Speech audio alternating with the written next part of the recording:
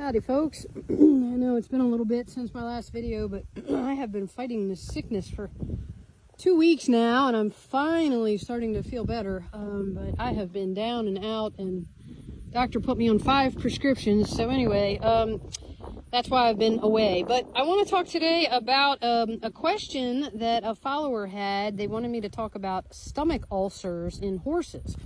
And that's a great topic.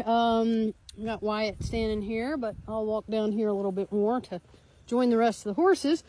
Stomach ulcers in horses. Okay, so what are stomach ulcers specifically? Now I'm talking specifically about stomach ones, not ones that are like found in the mouth. They are definitely in the gastrointestinal area, the stomach area. So let's talk about what they are.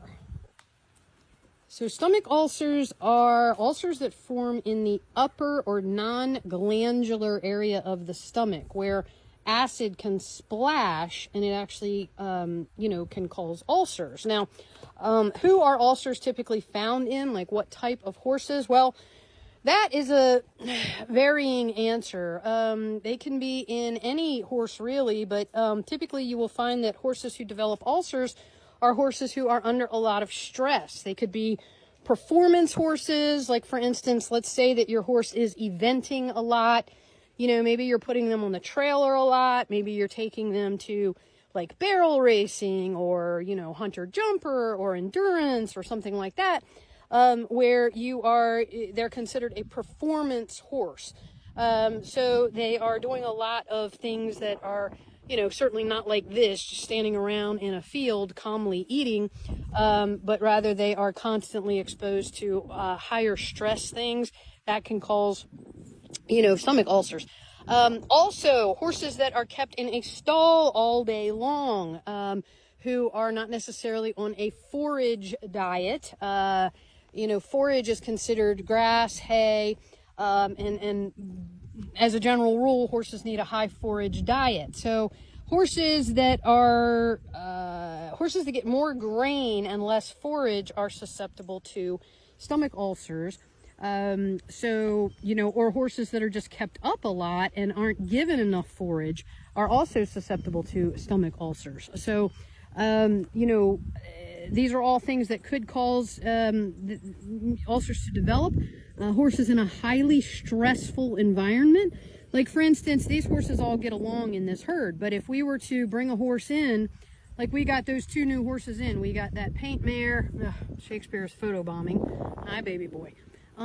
We got that paint mare in and that little gray mare in now a couple of weeks ago. So if those horses had come into this herd and were being like attacked by the other horses, or the other horses were being super aggressive or kicking them out of the herd, not letting them graze, not letting them, partake in or participate in the herd, that could be very stressful for those horses. It could cause stomach ulcers.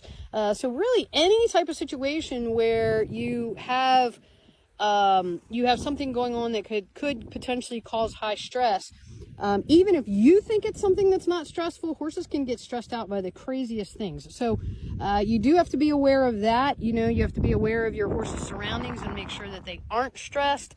And if they are, then you have to figure out what is causing that stress. Are you photobombing me again? This guy just wants to hang with me, and that is totally cool. He hasn't seen me in a couple of days because I have been sick in bed. So he's taking care of mama. Right, Shakespeare? Good boy. It's getting ready to storm. You can see the wind is kind of whipping up right now, blowing his mane all. I see you, my boy. So let's talk about what you do if your horse does have, or you think that they have stomach ulcers. So the signs you're looking out for are going to be girthiness, which means like if you're trying to put a saddle on your horse and you're down here and you're trying to tighten, the cinch or the girth, and they're ouchy and they're acting, like that causes them issues, then you might want to be aware of that because that could be a sign of ulcers. It could also be a dull coat, crankiness, just overall general like colicky kind of symptoms, like they feel crappy. You can tell that they feel crappy. They're off their feed. They don't want to eat. They're just, just kind of have a general lethargy. Any of those types of things could be signs of stomach ulcers. So These are things that you definitely want to be aware of. You want to take a look at, and you want to keep, you know, keep your horse monitored. It's always a good idea to have a baseline temperature for your horse. Like, you know, just as a general rule, once a month, take your horse's temperature. Know what their normal temperature is. That way, if they have an elevated temperature, then you know, okay, something is a little off here. So you're going to want to, you know, keep track of that. Also, know what your horse's regular weight is. You know, you can get a tape, a veterinary tape. They're on Amazon for a couple of bucks. You can wrap it around your horse, and you can get a baseline weight for your horse and know what their average weight is. That way, you know if they're losing weight or gaining weight. So if you do think that your horse might potentially have stomach ulcers, obviously, I'm going to tell you the first thing to do is call your vet. Okay. But there are things that you can do. There's stuff called gastric guard. There's different supplements. There's different medications that you can get for stomach ulcers. And, you know, certainly always talk to your vet before you, you know, try to self-prescribe anything. But those are things that, you know, definitely do help out with them. Also, different supplements you can take a look at for horses who have, you know, gastrointestinal issues. So management of ulcers, you're going to want to provide free choice forage, hay, you know, make sure that they have plenty of access to forage. Even if you're not comfortable putting your horse out on a bunch of grass, at least give them all the hay that they can eat.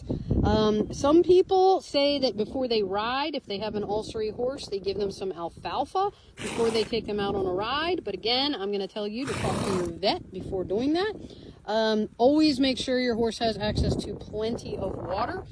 Try to reduce the stressful situation, whatever situation your horse is in that might be causing them stress. Please try to, you know, get them out of that situation. If they're in a herd and they're being attacked by other horses or something like that, then get them out of that situation. You know, just use your common sense, folks. Like if you take your kid to the playground and everybody's bullying your kid, well, you take your kid out of the playground. It's the same with these guys. You know, you don't want to put them in situations that are going to cause them undue stress. And then of course, you know, there's like, I think it's called omeprazole or something like that, but it's basically gastric guard, which I mentioned earlier. I see her, she's allowed to stand there. See these ears? He does not want that mare near me, so he is guarding me. Okay. And Shakespeare is my guy. I mean, he takes care of me. Now he's gonna see how he put himself between us? Now he's pushing her off with his body language. He's like, back off. Now he's just gonna go over there and decide to, I guess, push everybody off. All right, so I guess he changed his mind. Whatever. Now he's gonna go stand over next to Trixie. Anyway, those are all things that you can do. If you suspect that your horse has ulcers, know the signs, know what to do, know how to take care of them. And, you know, ulcers are curable, thankfully, but they are also recurring, and they can cause a horse a lot of upset. So I have known horses who have started with ulcers and then it's turned into full-blown colic just because they've gotten so upset because of the pain from the ulcers. So, yeah, all those are types of things. I still don't know what this mare's name is. Hey, baby girl, you gonna let me touch you now? Good girl. So we have graduated. All right, this mare does let me touch her now, which is very nice. She's a sweet lady, and I know Shakespeare was running her off, but you notice that I didn't move my feet. I stayed here because I knew that this mare wanted to come in and say hello. So I'm going to allow her that because she's making the effort to come in and say hi to me. And, you know, I appreciate that. I appreciate that she trusts me. So she's going to get a nice rub here. And, you know, she's going to know that I appreciate that. This other little mare over here, she's not so much on touch yet. I did touch her up at the feeding corral earlier. But, hey, darling, you going to be okay? But you got to watch her because she can whirl on you real fast and kick. There we go. That's a good girl. So I'm not going to push her too much. Just give her a quick little rub, walk off, let her know we're good. Anyway, if you guys have ever had any experiences with stomach ulcers in horses, I'd love to hear about it. Give us a like, give us a heart, thumbs up, whatever you can do. Repost this if you think this will help somebody else. And I'm going to go get out of this wind. I can hear the thunder. It's over the ridge there. It's getting ready to pour. So I'm going to get back up to the top of the farm before I get soaked. All right, take care.